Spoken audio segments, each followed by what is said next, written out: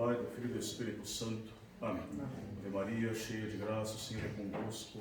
Bendita sois vós entre as mulheres, e bendito é o fruto do vosso ventre, Jesus. Santa Maria, Mãe de Deus, rogai por nós, pecadores, agora e na hora de nossa morte. Amém. Maria, concebida sem pecado, rogai por nós que recorremos a vós. São José, rogai por nós. Deixe-os assentar.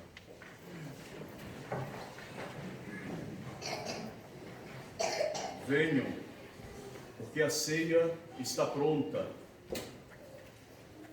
Nós vimos na festa de Corpus Christi que, de fato, o Santíssimo Sacramento da Eucaristia contém real, verdadeiramente e substancialmente o corpo, sangue, alma e divindade de nosso Senhor Jesus Cristo.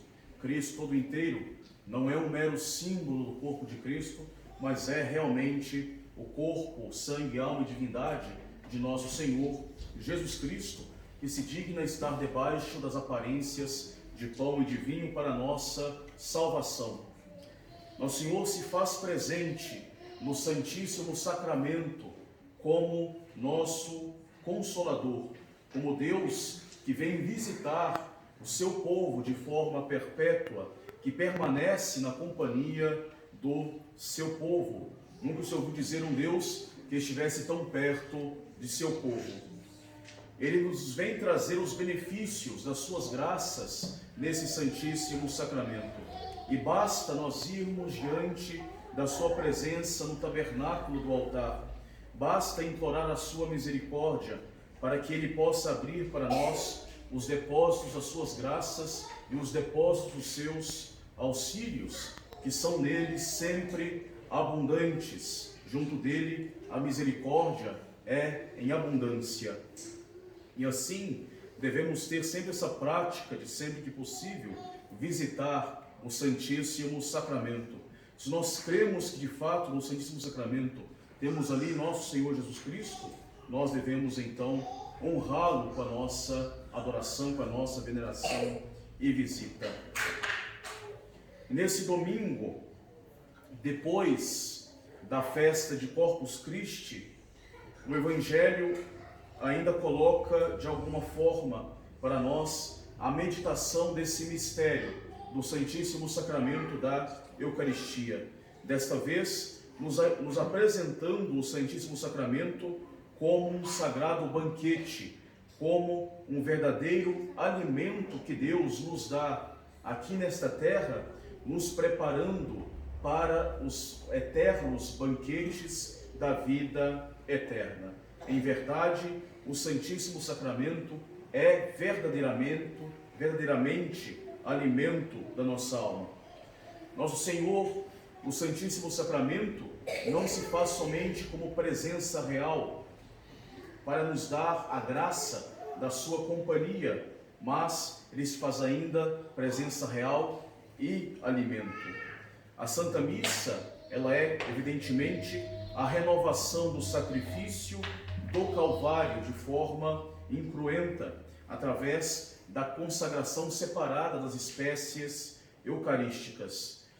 Mas a missa, ela mesmo sendo renovação do sacrifício do Calvário, ela foi instituída durante uma ceia, durante a última ceia pascal de Cristo com seus apóstolos. Através desta consagração de pão e de vinho, renovando assim, instituindo assim também o ministério de um novo sacerdócio, um sacerdócio da nova lei segundo a ordem de Melquisedeque, que deve perpetuar este novo sacrifício e, como consequência, este novo alimento. Nós temos na instituição da Eucaristia, na última ceia, este novo sacrifício como figura de um sagrado banquete, em que nós devemos tomar parte de forma íntima, através da comunhão eucarística, comendo a carne e bebendo o sangue de nosso Senhor Jesus Cristo. É um mistério surpreendente de consolação e de amor, que isso pode ter sido instituído pelo próprio Deus. o altar da Santa Missa é, ao mesmo tempo, o lugar de sacrifício e a sagrada mesa do banquete eucarístico. Nosso Senhor, Ele se faz vítima de sacrifício na Santa Missa para se fazer para nós também sacramento e alimento espiritual para as nossas almas. E assim Nosso Senhor vem neste Evangelho nos mostrar, através dessa parábola, a realidade da comunhão enquanto alimento e banquete espiritual necessário para a nossa alma. Um homem preparou uma grande ceia. Na hora da ceia, lhe manda dizer aos convidados: vinde, porque tudo está preparado. Vinde, porque a ceia está pronta. E sob o véu desta parábola, Jesus oculta todo o seu amor e ao mesmo tempo toda a nossa ingratidão, porque o seu amor que nos estabelece para nós este banquete eucarístico, nós podemos participar realmente do seu corpo e do seu sangue, e ao mesmo tempo a nossa ingratidão, simbolizada por estes homens que, ocupados dos afazeres meramente mundanos, não buscam este alimento espiritual. Este homem que prepara uma grande ceia é Cristo, é Ele que instituiu para nós a Sagrada Comunhão, em que não se come um pão qualquer, não se toma um alimento material qualquer, mas se toma o pão da vida que desceu dos céus, o pão que tira a fome espiritual para sempre, o pão perfeito que sustenta a nossa vida espiritual perfeita. Como diz num belo hino de São Tomás, o pão dos anjos que se torna pão dos homens, pão para a alimentação espiritual dos homens. Nosso Senhor, Ele se faz comida do Santíssimo Sacramento, comida espiritual que visa a vida eterna, para ser efetivamente comida para nós. Ele faz do seu sacrifício da missa uma sagrada ceia que nos lembrando a necessidade que nós temos de um alimento espiritual que sustente realmente a nossa vida espiritual, assim como o alimento material deve sustentar a nossa vida física, a nossa vida material. A comunhão eucarística, o alimento da Eucaristia, é condição para a vida eterna. Nosso Senhor havia ensinado neste Evangelho que nós lemos na festa de Corpus Christi, na continuação daquela passagem: em verdade, eu vos digo, se não comerdes a carne do Filho do Homem e não beberdes o seu sangue, não tereis a vida em vós. Nós vimos que as palavras do grego do Evangelho são muito mais fortes. Se não devorardes a carne do Filho do Homem, se não comerdes com avidez, com um impulso de todo o amor, querendo realmente participar com grande amor, com grande devoção, piedade, avidez, das graças que nos vêm do sacrifício eucarístico, da mesa sagrada e sacrificial da Eucaristia. Se não comerdes a carne do Filho do Homem, não tereis a vida em vós. E a comunhão, ela se torna, por este mandamento, por essa sentença de Cristo, uma obrigação fundamental daqueles que querem ter uma vida espiritual perfeita. É condição indispensável para ter alimentada a vida de Cristo em nós, a vida da graça em nós, e é condição indispensável para alcançar a vida eterna, para alcançar os banquetes celestes. Alguém poderia pensar, contemplando o mistério eucarístico da presença real: comungar é uma honra maior que todas as honras que podem existir na face da terra, porque nós recebemos na comunhão, de modo mais íntimo possível, nosso Senhor Jesus Cristo, verdadeiro Deus e verdadeiro homem, Ele todo inteiro, Rei e Senhor, Redentor e Mediador nosso supremo, nosso Mestre, está ali presente na Eucaristia. E assim como consequência, receber a comunhão deveria ser o privilégio de almas perfeitas e não uma obrigação fundamental da vida cristã. A comunhão, então, deveria ser para pessoas perfeitas. No entanto, a Igreja já descartou essa posição como errada, porque afastava as pessoas justamente do Santíssimo Sacramento da fonte da vida. E, no entanto, a vida cristã é exatamente esta união com o nosso Senhor Jesus Cristo. E não existe vida cristã, não existe vida católica sem união com o nosso Senhor Jesus Cristo, com essa seiva que nos vem da graça de Cristo. Ser cristão, ser católico, é ser membro vivo da Igreja. Não basta ser membro morto da Igreja, em ser membro vivo da Igreja. Participar da vida que nos vem de nosso Senhor pela graça. Participar da intimidade de nosso Senhor Jesus Cristo. E membro morto da Igreja é justamente aqueles que desprezam a graça de Deus, não buscam a graça de Deus. É membro da Igreja, mas está morto, infelizmente, pela graça. E esta vida sobrenatural que nos faz membros vivos de nosso Senhor Jesus Cristo, que é a graça divina, que nos é transmitida pelo próprio Cristo através, sobretudo, dos sacramentos, ela é conservada em nós pelo Santíssimo Sacramento da Eucaristia, pelas comunhões eucarísticas. Assim como, por exemplo, na vida natural, os alimentos naturais conservam, nos fortalecem, nos impedem de chegar à morte. Se eu não como durante muito tempo, eu posso morrer de fome, de inanição. De modo semelhante na vida sobrenatural, que é a vida de Cristo em nós, ela só pode ser conservada se nós nos alimentarmos de Cristo. Nós não comungarmos devidamente, nós podemos morrer de inanição espiritual.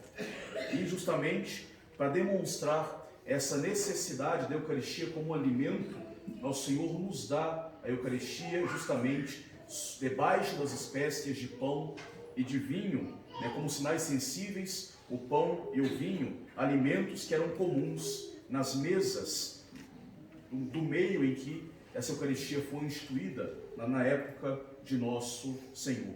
Pão e vinho eram alimentos essenciais, e assim, esse pão e esse vinho eucarístico, esse corpo e sangue de Cristo, já não é mais pão nem mais vinho, são alimentos necessários para a nossa vida, para alimentar a nossa vida espiritual. Então existe uma conexão interna, íntima, entre a vida espiritual cristã e receber Cristo na Sagrada Comunhão. Isso não pode ser desassociado. Uma coisa não pode existir sem a outra. Não pode haver vida espiritual sem a comunhão eucarística, sem a Sagrada Comunhão. E a comunhão, ela vem ser uma prova de amor de Cristo para com as nossas almas, não somente porque Ele está em nossa companhia, nos sacrários das igrejas, mas justamente porque vem sustentar essa nossa vida espiritual como alimento necessário para conservar essa vida espiritual em nós. E nós, diante disso, diante dessa demonstração de amor de Cristo, nós devemos buscar pagar Cristo amor com amor, buscando este mandamento da comunhão eucarística e seguindo esse mandamento para o nosso maior bem da nossa alma, conservando nela a vida espiritual, uma vida espiritual autêntica, nos aproximando cada vez mais dos caminhos da nossa salvação e da imitação de nosso Senhor Jesus Cristo. A Eucaristia é um sacrifício, mas é também instituído como alimento para a nossa alma. E sendo comida, sendo um verdadeiro manjar espiritual da alma, certamente nós não haveremos de comungar somente uma vez por ano, como manda a Santa Igreja. Digamos que o mandamento da Igreja de comungar ao menos pela Páscoa nos indica o limite mais baixo para receber a comunhão, para não morrermos de fome na nossa vida espiritual. Devemos comungar no mínimo uma vez por ano. Mas assim, com pouco alimento, nós podemos entender que a nossa alma ela não será robusta na vida espiritual.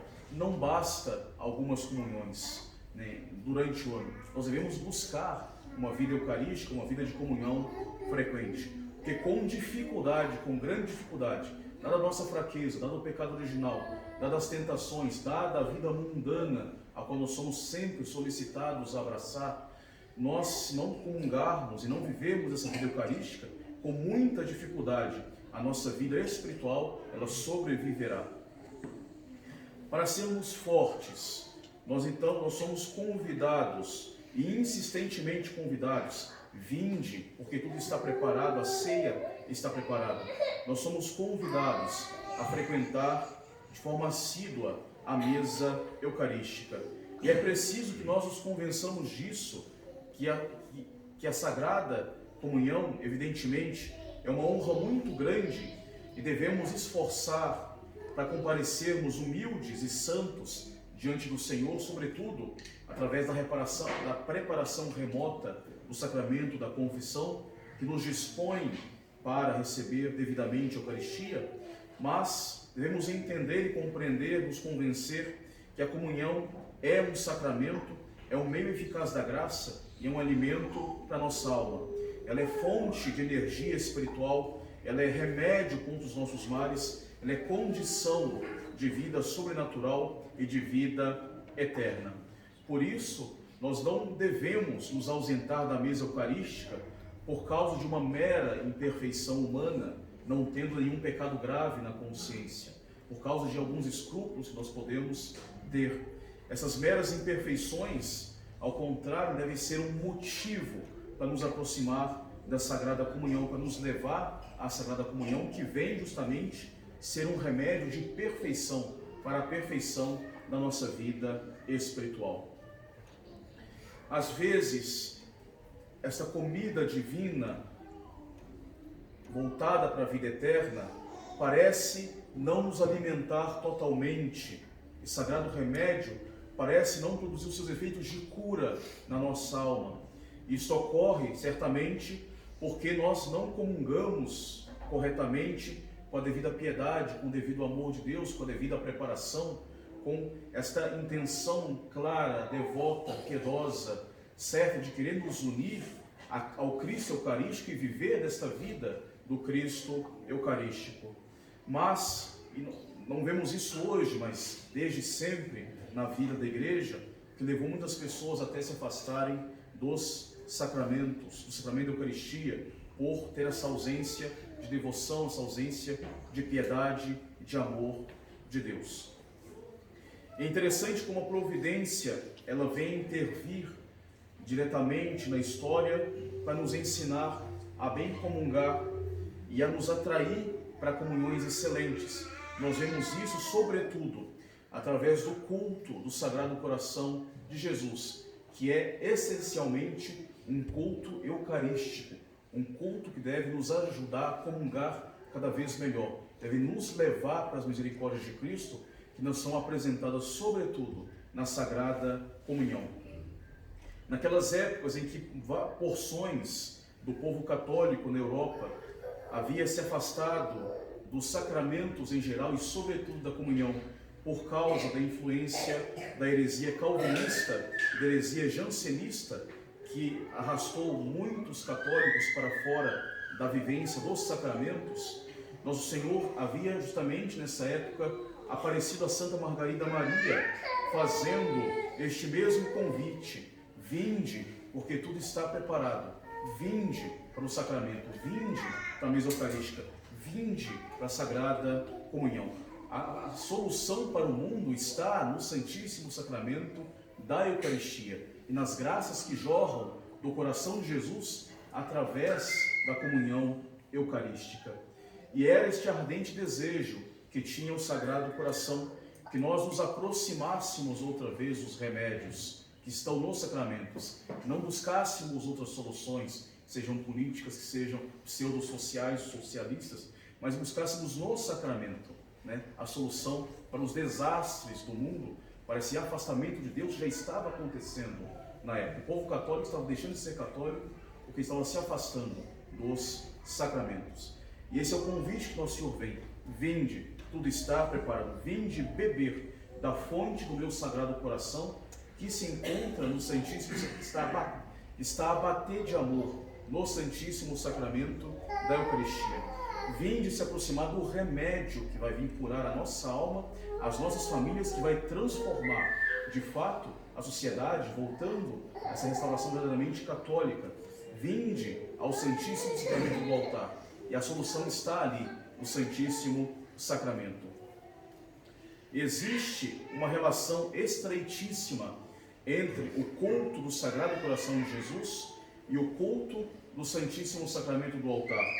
A festa, é interessante notar no calendário católico, que a festa do Coração de Jesus se dá logo depois da oitava de Corpus Christi, como ele pediu para Santa Margarida Maria que fosse feito, para que justamente ele seja honrado através da adoração eucarística, através da Sagrada Comunhão bem recebida, não somente no nosso cotidiano, nas missas dominicais, mas até mesmo nessas primeiras sextas-feiras do mês, e sobretudo a comunhão reparadora que se dá na festa do Sagrado Coração de Jesus. A Eucaristia, ela nós vemos na teologia, na revelação, que é o sacramento da caridade, que aumenta em nós o amor de Deus e o amor do próximo, pois que toda a caridade de Deus é que formou para nós, a caridade de Cristo é que formou para nós o sacramento da Eucaristia. E o Sagrado Coração de Jesus é o símbolo mais perfeito, é o símbolo mais perfeito desta caridade de Cristo e de Deus para conosco. Nós devemos ter na nossa vida, no nosso meio, na nossa família, muita devoção, uma grande devoção ao Sagrado Coração de Jesus. Nós vemos nessa devoção que existem várias promessas de bênçãos relacionadas à prática do amor e a devoção ao coração de Jesus, como por exemplo bênçãos para os locais onde foram expostas, entronizadas e veneradas as imagens do coração de Jesus, graças necessárias para o estado de vida de cada um, graças da paz estabelecida na família, consolações nas aflições, refúgio na morte, bênção para os trabalhos e para os empreendimentos. Os pecadores encontram no Sagrado Coração de Jesus uma fonte inesgotável de paz, de misericórdia. Os tíbios, por causa do Sagrado Coração de Jesus, se tornarão fervorosos. Os fervorosos atingirão um alto grau de perfeição por causa da devoção ao coração de Jesus. São muitas promessas que nos levam a abraçar concretamente em nossa vida a devoção. Podemos dizer concretamente que a devoção ao coração de Jesus é a verdadeira devoção à misericórdia divina, que nos enche de misericórdia, que se compadece das nossas misérias, que nos eleva das nossas misérias morais, espirituais, para altos graus de perfeição e de amor de Deus. Mas são, sobretudo, as promessas relacionadas à Eucaristia que justamente são as mais importantes para reparar, por exemplo, nosso Senhor ultrajado na Eucaristia por tantos sacrilégios e reverências, como diz o próprio nosso Senhor, sacrilégios e reverências vindas, sobretudo de sacerdotes, pessoas que são consagradas, que ele escolheu e que, ao invés de dar todo o amor, dão a ele dão reverências, sacrilégios e tantas coisas más em retorno à bondade de Deus. Então, não ser ultrajado por tantos e sobretudo pelos sacerdotes. Em reparação a isso que nosso Senhor nos pede a todos nós, como ele pediu a Santa Margarida Maria, nos pede a Sagrada Comunhão. Ele só nos pede isso: comunguem, saibam comungar, comunguem devidamente, comunguem com uma demonstração total de amor para Ele, em reparação a Ele. Por isso, Ele nos recomenda a comunhão das primeiras sextas-feiras, e colocando essa promessa da perseverança final e da salvação para aqueles que quiserem comungar nas 9 primeiras sextas-feiras, para honrar o seu Sagrado Coração. E ainda nos pede a comunhão no dia da sua festa, para aqueles que conseguirem, dizendo que aqueles que comungarem na minha festa, reparando o meu coração dilatará para derramar com profusão as influências do divino amor sobre aqueles que prestarem esta homenagem. E para reparar o coração de Jesus, para receber tantas graças, o Senhor nos pede uns simples gestos: aprender a comungar, e comungar devidamente. comungar bem, comungar oferecendo a Ele esta excelente comunhão como um ato de reparação a tantas ofensas que Ele recebe na Eucaristia, através de amor, através da Eucaristia, dar a Ele amor por amor e reparação pelas ofensas que Ele recebe. E nosso Senhor nos pedindo essa comunhão reparadora, é bem interessante notar que Ele nos ensina a nos aproximar devidamente da comunhão, nos ensina a aproximar da comunhão com piedade, com devoção, e nos faz colher como consequência os frutos do Sagrado Sacramento da Eucaristia.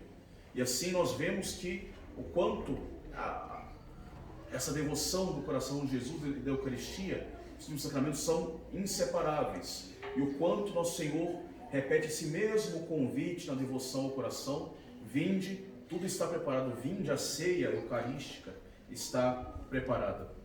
É na Eucaristia que nós encontramos atualmente o mais perto de nós o Sagrado Coração de Jesus a bater por nós, a fazer-nos companhia.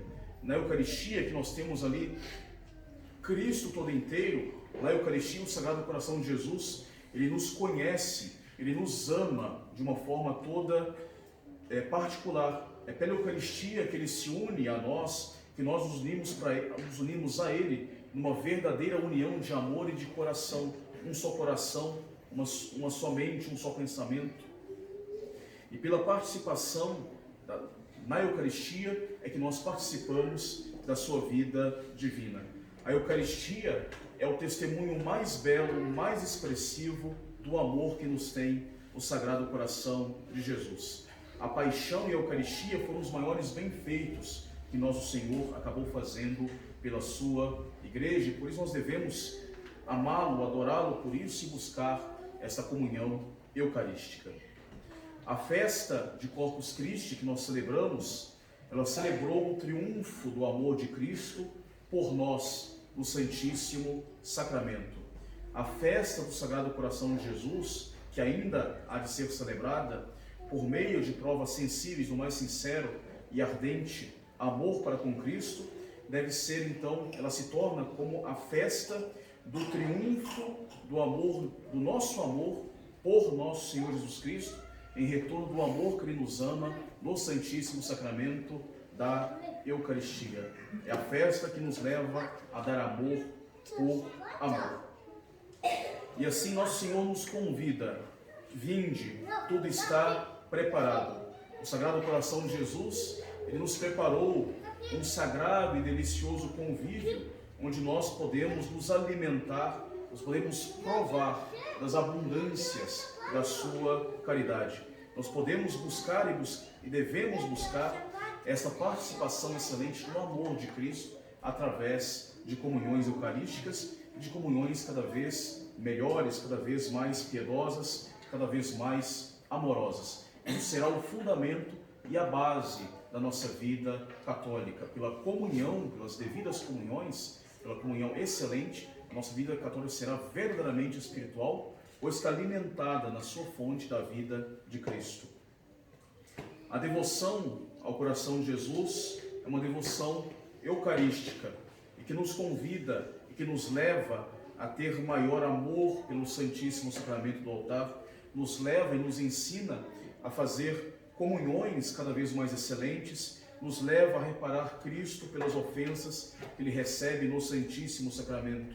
E que nós possamos, então, em amor para honrar o coração de Jesus, fazer esse propósito de, podendo comungar, comungar bem, comungar em honra, em reparação do coração de Jesus. E pedir a Cristo, ao coração de Jesus, essa graça de saber fazer cada vez mais comunhões excelentes, saber nos preparar bem para a Sagrada Comunhão e saber agradecer, através de ações de graças, este dom da comunhão que nos vem do coração de Jesus. E podemos aproveitar, para aqueles que possam, que puderem, aproveitar as primeiras sextas-feiras do mês para bem aprender a comungar. Aproveitar a festa do Sagrado Coração de Jesus, para os que puderem, para fazer uma boa comunhão, uma comunhão excelente, uma comunhão, talvez a comunhão mais excelente da sua vida ou do ano inteiro, para buscar fazer crescer em nós este amor de Deus e buscar tirar da devoção eucarística e da devoção, em união com a devoção ao coração de Jesus essas forças que nos são tão necessárias para sustentar a nossa vida católica e cada vez mais elevar a nossa vida, nos levando cada vez mais das nossas misérias espirituais, intelectuais e morais. Louvado seja nosso Senhor Jesus Cristo. Assim seja louvado. Do Pai, do Filho e do Espírito Santo. Amém.